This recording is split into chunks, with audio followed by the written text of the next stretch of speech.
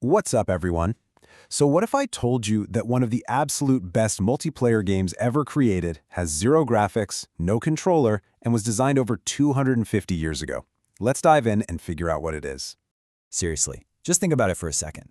Whether it's your squad in a video game, your favorite sports team, or even just you and your friends trying to decide what to do, what is it that makes a team really work?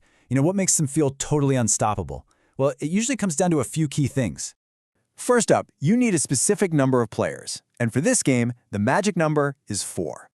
Next, every single one of those players needs to have a totally unique job, a special skill that only they bring to the table.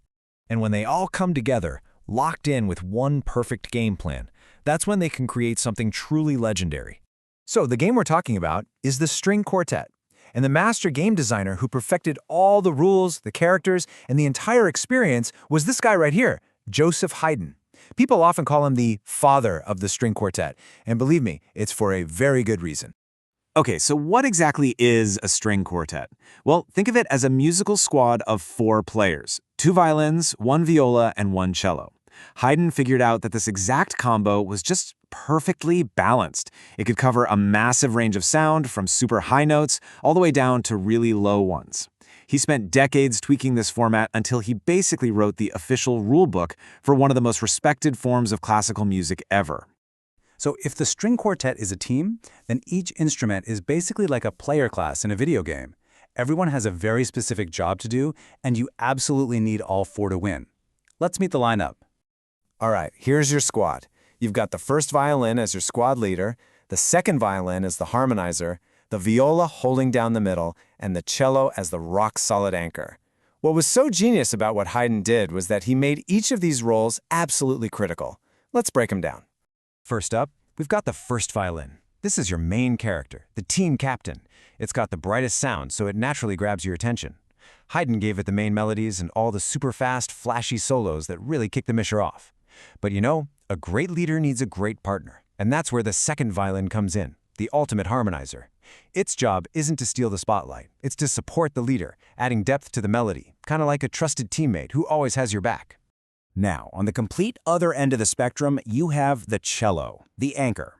Think of this instrument as the tank in your gaming squad, or maybe the goalie in soccer. It plays the lowest notes, giving the whole team this deep, solid foundation and a rhythmic heartbeat that keeps everyone else perfectly locked in.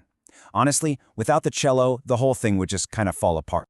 And right there in the middle, you have the viola. This is your essential support player, the midfielder. Its job is to fill that crucial space between the high-flying leader and the deep anchor. It adds this warm, rich texture that makes the team sound totally complete. It really is the glue that holds the entire sound together. So, you've got your team. Now what? You need a game plan, right? A mission. Well, Haydn standardized that too. He created a 4-part structure that's basically like a 4-level campaign in a video game. Okay, so level 1 is the fast-paced opener, where all the main ideas get introduced. Level 2 is a total change of pace. It's like a slow, emotional cutscene with a really beautiful melody. Level 3 is kind of like a fun minigame, a rhythmic dance-off. And finally, you hit the epic finale, a super fast, high-energy boss battle to end the whole thing on a massive high note. But here's the thing. Haydn's biggest innovation, the thing that literally changed everything, was how he made the instruments talk to each other. He basically turned music into the ultimate group chat. There's this quote that just sums it up perfectly. It says the string quartet sounds very much like 4 intelligent people having a polite and interesting conversation. It wasn't just about one instrument hogging the spotlight anymore. Haydn made it about all 4 having a real conversation. And here's why that was such a complete game changer. Before Haydn, music like this was pretty much a monologue. The first violin got all the glory, and all the other instruments were just backup singers. It was like one person giving a lecture. But Haydn, he upgraded the whole system. He had the melody passed around, from the violin to the viola, down to the cello. Everyone got a turn to speak, a turn to lead. It became a real conversation where listening was just as important as speaking. And get this, Haydn wasn't just some stuffy, serious composer. The guy was also hilarious. He loved to mess with his audience, basically trolling them with musical Easter eggs. So, for example, take one of his most famous pieces, which everyone now calls the joke. Near the very end, the music comes to this big final-sounding stop.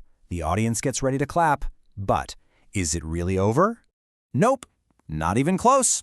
He throws in the super long, awkward silence, then a tiny little bit more music, then another pause, then another little fragment. He just keeps the audience completely guessing, so they have no idea when they're supposed to applaud. It just goes to show you that classical music doesn't have to be stiff and formal. It can be super playful and entertaining. Haydn's game design was so revolutionary, so perfect, that it became the new industry standard. All the other great composers saw what he did and were like, okay, I want to play. And you can see this line of influence so clearly. First, you've got Haydn in the 1770s perfecting the rules. Then, in the 80s, a superfan you might have heard of, Mozart, studies Haydn's work and dedicates 6 incredible quartets to him. Then, in the 90s, another legend, Beethoven, actually takes lessons from Haydn and uses his rules like a power-up to make his own music even more epic and dramatic. And the amazing part is, we are still playing this game today. For over 250 years, the string quartet has been one of the most popular and respected forms of music, played everywhere from the world's biggest concert halls to music schools where young players are still learning the art of teamwork. So, look, if you take one thing away from all this, let it be this. Haydn wasn't just writing notes on a page. He was designing the ultimate team sport. And he proved that when 4 unique voices cooperate, balance each other out, and truly listen to one another, they can create something absolutely incredible. So that leaves us with a final question for you.